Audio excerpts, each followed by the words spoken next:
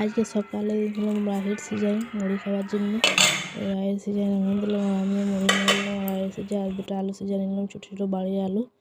এদের মুড়ি খাই নিলাম। এদের ডাইল বসান দিনছি, এদের মা দিন যে শাক সেই লাগে বাইছে লোক বানাই।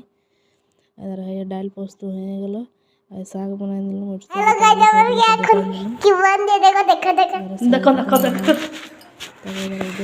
ভিডিও করতে দেখো यार ढोंग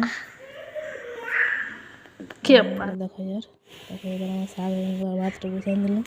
এর পল্লবের চুলটা বড় হয়ে গেছে, বললাম কাটিয়ে দেবো।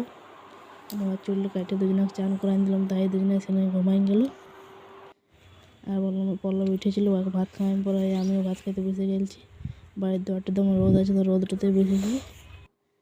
এই পল্লবী দেখো চুলটা কেমন কাটা হয়েছে। আর দুজনে উদয় উঠে গেল, ওকে খাওয়াই দুজনে খেলতে লাগালো। এখানে রোদ আছে সেই জন্য খেলতে বললাম যে এখানে খেল। দেখা টিটু এসেছে, এখনই এলো বিকাল আজকে। আর টিটুর সঙ্গে আবার খেলবে। এবার রাতের খাবার জোগাড় করতে লাগালাম। ফুলকপি আলু তরকারি করবো আর রুটি। এই ফুলকপি আলু বানাইতে বেশি গেলছি। রাতের খাবার হবে কিছু।